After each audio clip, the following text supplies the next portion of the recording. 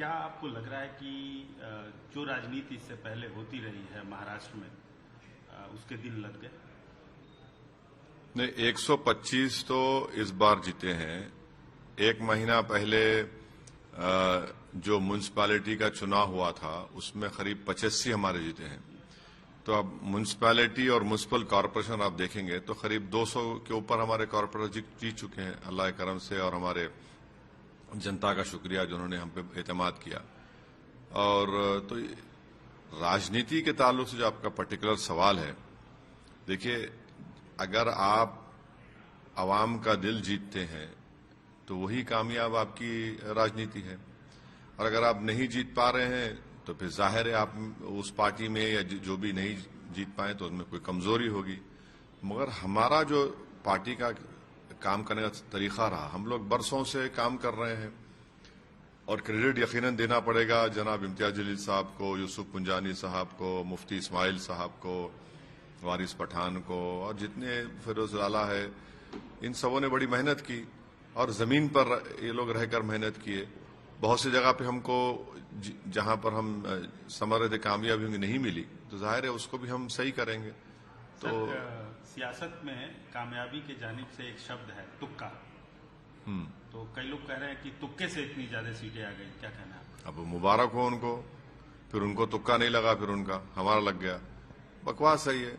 अगर आप इलेक्शन से पहले से मेहनत करते नहीं आएंगे और फिर अब इलेक्शन कैंपेन जो होता है 10-12 दिन का, उसमें अगर आप सही मेहनत नहीं करेंगे, आप तुक्का बोल रहे हैं, तो मुबारक हो तुमको। अगर आप इलेक्शन को इस तरह से देख रहे हैं तो ये तो तौहीन है उन तमाम वोटर्स की जो निकल कर अपना सुकून छोड़कर, अपनी तकालीफ छोड़कर, अपनी नौकरी छोड़कर, तकलीफ उठाकर वोट डालते हैं। तो ये तो उनकी तौहीन कर रहे हैं। तो ये जो भी ये कह रहे हैं ये इनका अहंकार है, गुरूर है, और ऐसे लोग कभी नहीं सुधरते। सर, महाराष्ट्र की सियासत में जो लोग अपना एक अधिकार समझते रहे हैं, खासतौर से महाराष्ट्र की सियासत में राज ठाकरे, एनसीपी के शरद पवार, इनसे ज्यादा आपकी सीटें आई, इसकी क्या वजह समझ?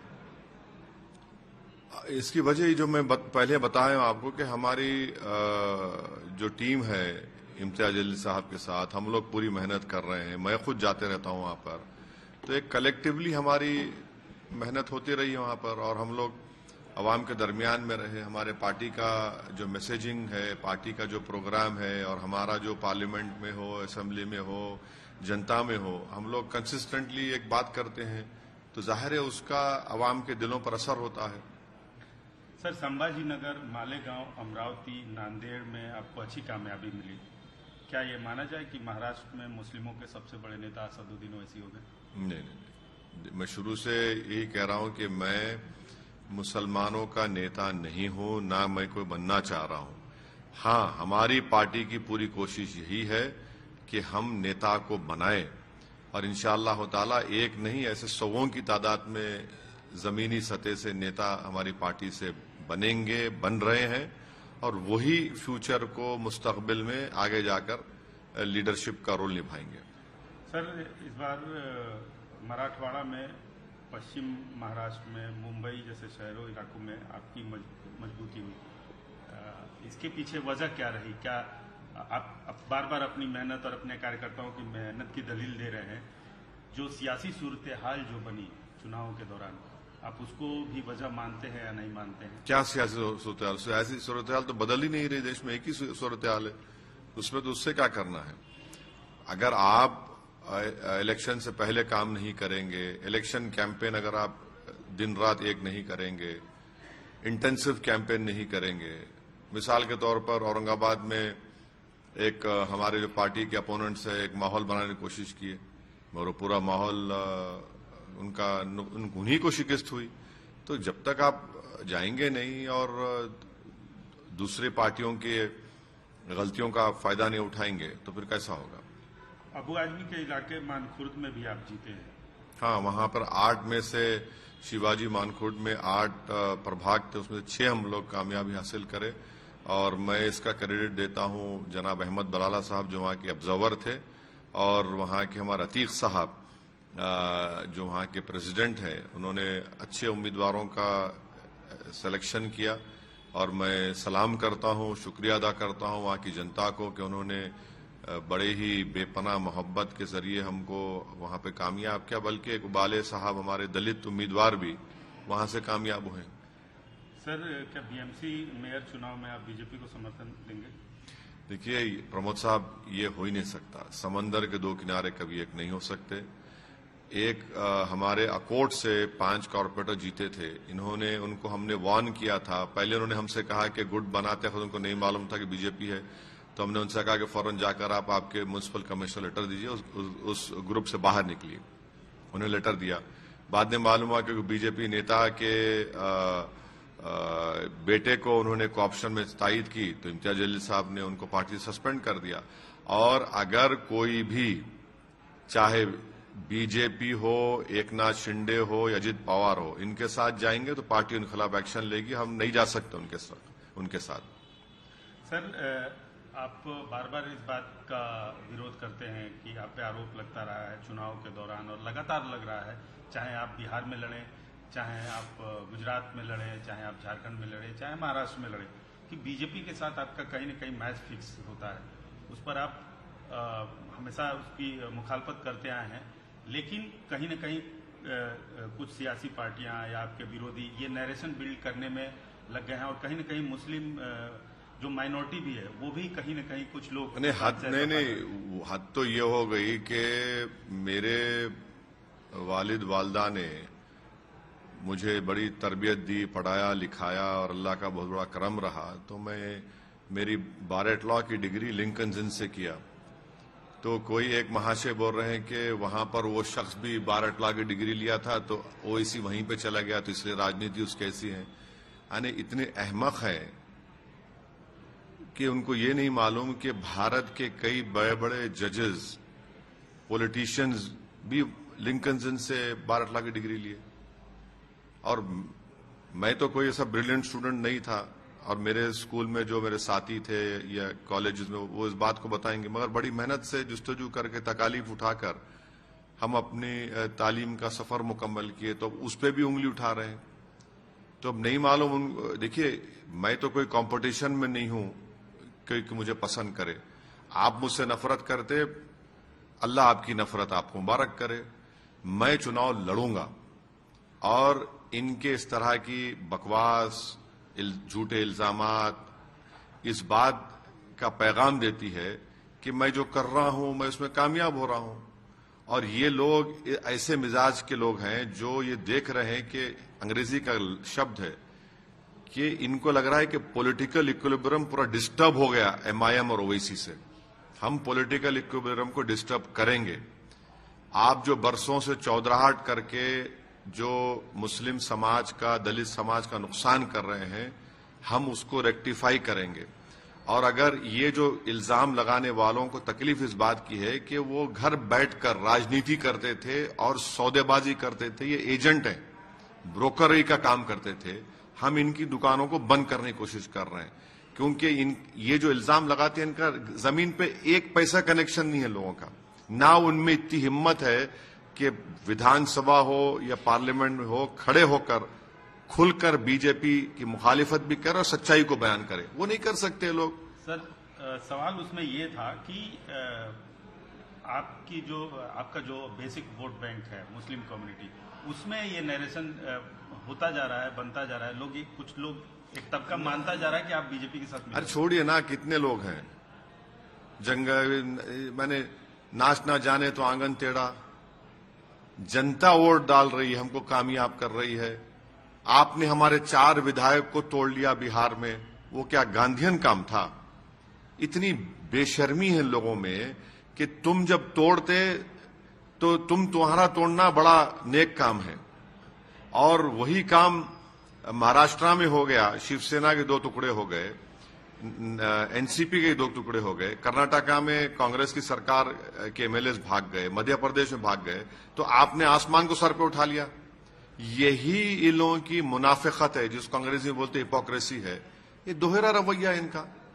आप 4 तोड़े हमारे, माशाल्लाह से हम दोबारा जीते, और फिर जो हमारे विधायक थे कोचादामन के, जिनको आपने टिकट नहीं दिया, उनको इस्तेमाल किया, मैं उनके घर गया और जाकर उनको वापस ले आया हाजी साहब को मैं। सर, इन चुनाव में कई ऐसी बातें उठी जिससे आप किनारा करते रहे हैं या आपकी पार्टी को वो चीज तकलीफ भी दे चुकी है। 15 मिनट और बुर्का, क्या इन सब चीजों को अरे प्रमोद साहब, आपकी बिरादरी चलाती है न्यूज। मैं हमें बोला क्या प्रमोद साहब चलाओ बोल के कभी आपको कोई चीज? कभी आप मैं किसी को बोला कि कभी नहीं बोलूंगा मैं।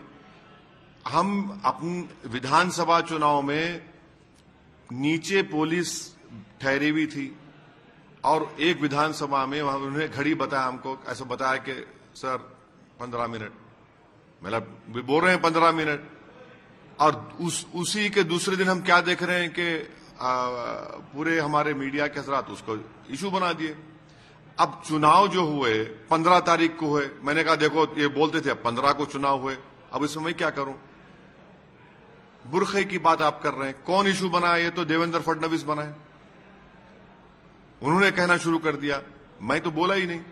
हां, मैं शुरू से इस बात को कह रहा हूं, पिछले 2 साल से कह रहा हूं कि मेरी ख्वाहिश है, मेरी कोशिश है, मेरा ख्वाब है कि एक दिन इस देश की प्रधानमंत्री हिजाब पहनने वाली लड़की होनी चाहिए। अगर ये मैं बोल रहा हूं तो इसमें कौन सा गुनाह है? क्या हम ख्वाब नहीं देख सकते? क्या हम उस ख्वाब को पूरा करने की कोशिश नहीं कर सकते?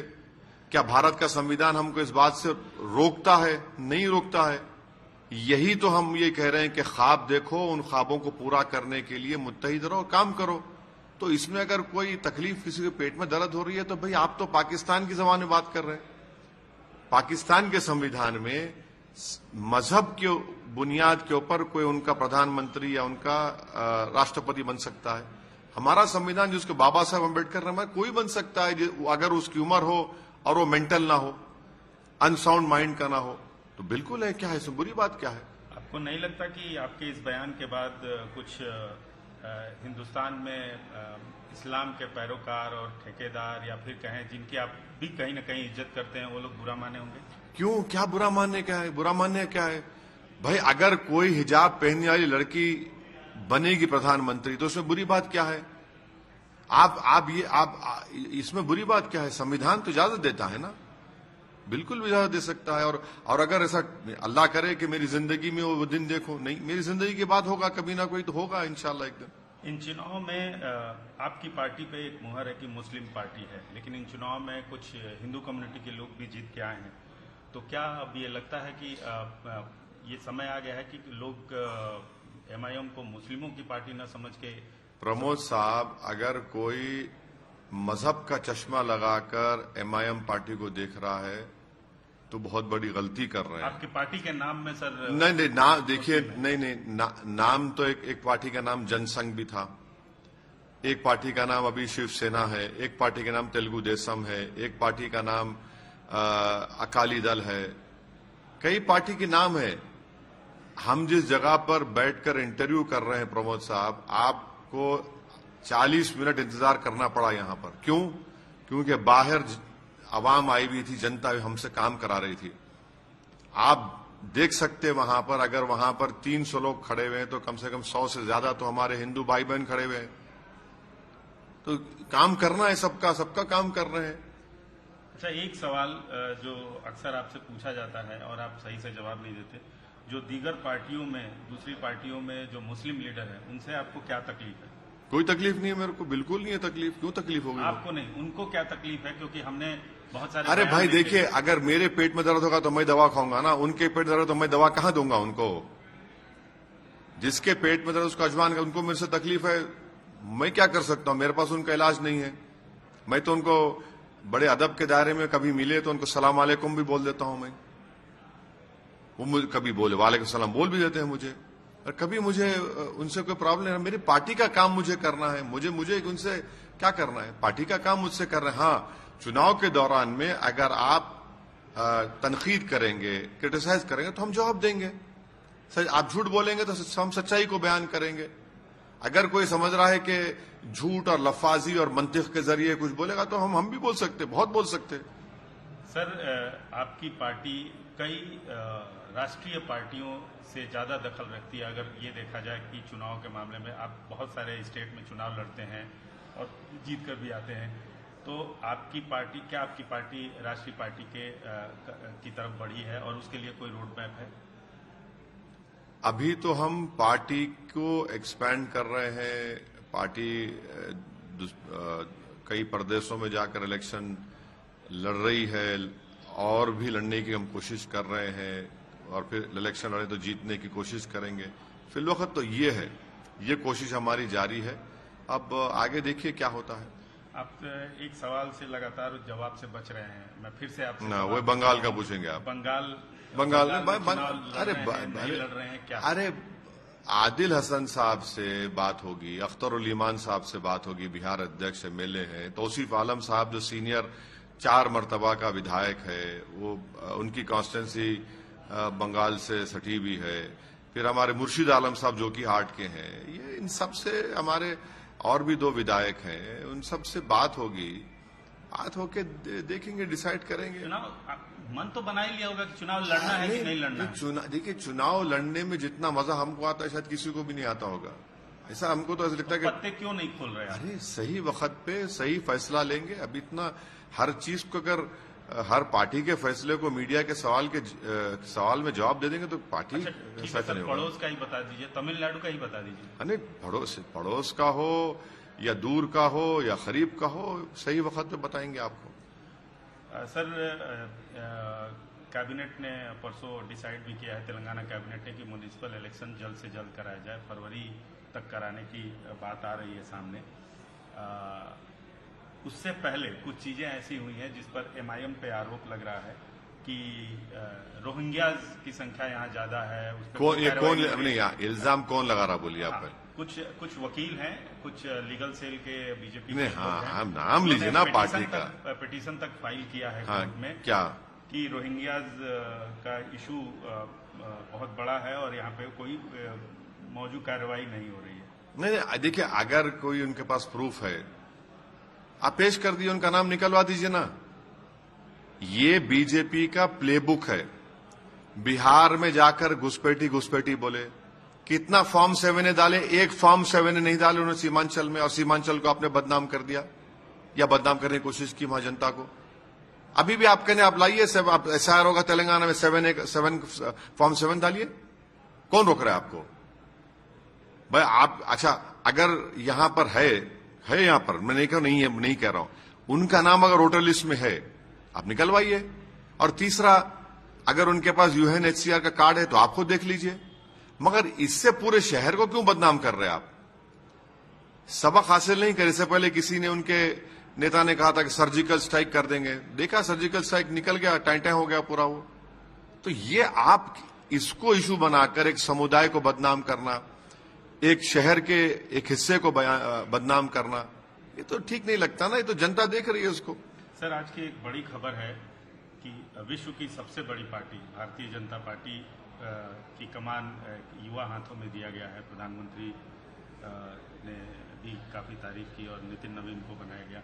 आप इसको कैसे देखते हैं? अरे उनके पार्टी का फैसला है, मैं क्या तबसरा करूंगा उस पर? नहीं, सबसे ज्यादा बीजेपी पे करते हैं। हाँ तो करते हैं अटैक। हाँ अटैक, अरे अटैक करते हैं।